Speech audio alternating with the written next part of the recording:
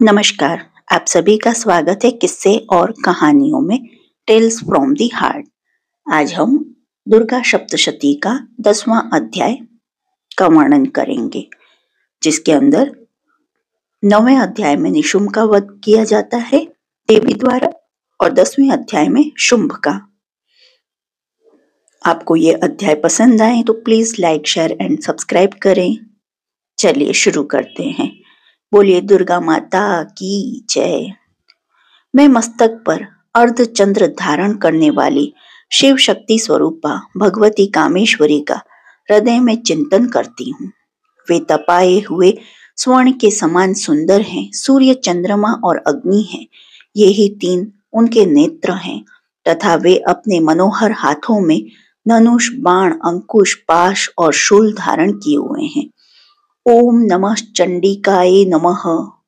ऋषि कहते हैं, हे राजन, अपने प्राणों के सामने प्यारे भाई निशुंभ को मारा गया देख तथा सारी सेना का संहार होता जान शुंभ ने कुपित होकर कहा, दुष्ट दुर्गे, तू बल के अभिमान में आकर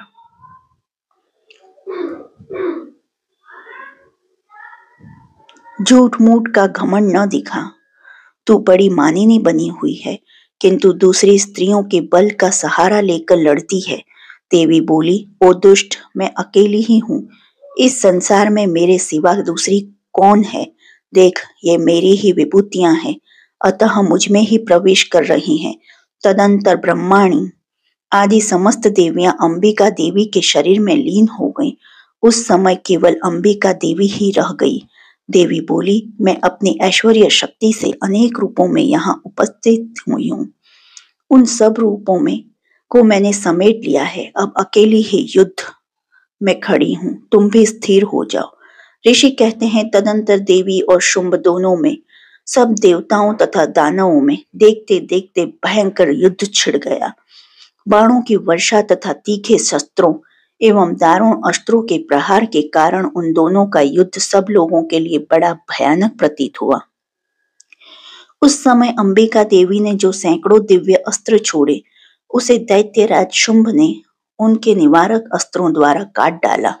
इसी प्रकार शुंभ ने भी जो दिव्य अस्त्र चलाए, उन्हें परमेश्वरी ने भयंकर हुंकार शब्द के उच्चारण आदि द्वारा खेल खेल में ही नष्ट कर डाला।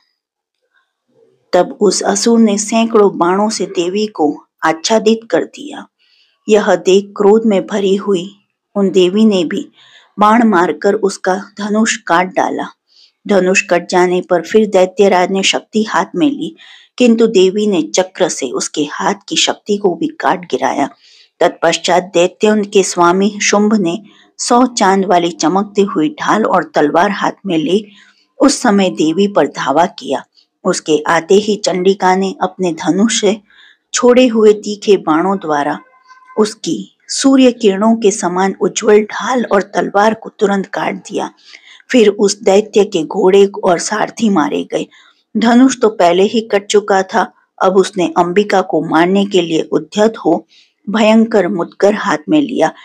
उसे आते देख देवी ने अपने तीक्ष्ण बाणों से उसका मुद्दर भी काट डाला। 30 पर भी वह असुर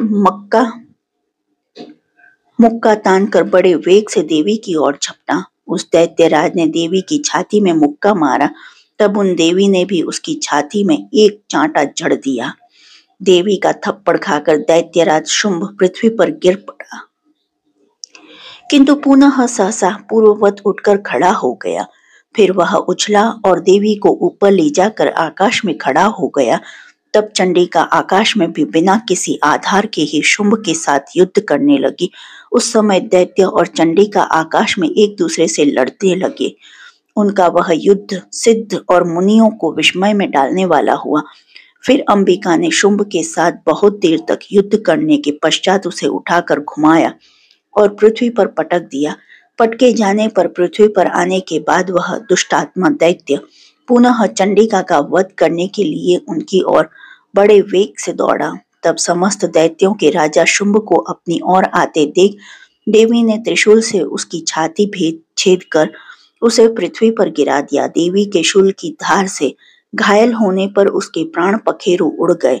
और वह समुद्रों, द्वीपों तथा पर्वतों सहित समूची पृथ्वी को कंपाता हुआ भूमि पर गिर पड़ा। उस दुरात्मा के मारे जाने पर संपूर्ण जगत प्रसन्न एवं पूर्ण स्वस्थ हो गया तथा आकाश स्वच्छ दिखाई देने लगा। पहले तो उत्पात सूचक मेघ और उल्कापात होते थे, वे सब शांत हो गए तथा उस दैत्य के मारे जाने पर नदियां भी ठीक मार्ग से बहने लगी।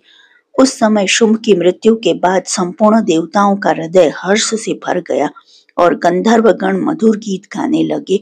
दूसरे गंधर्व बाजी बजाने लगे और अप्सराएं नाचने लगी।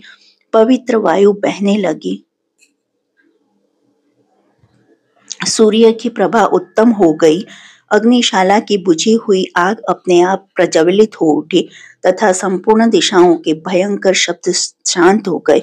इस प्रकार श्री मार्कंडेय पुराण में सावर्णिक मनवंतर की कथा के अंतर्गत देवी महात्म्यम में शुंभ वध नामक 10वां अध्याय पूरा हुआ। जो आपको ये अध्याय अच्छा लगा हो तो please like, share and subscribe करें। कमेंट बॉक्स में जय माता दी लिखें और ऐसे ही अध्याय और सुनने के लिए प्लीज प्रेस बेल आइकन। देखने के लिए धन्यवाद। जय हिंद, जय भारत।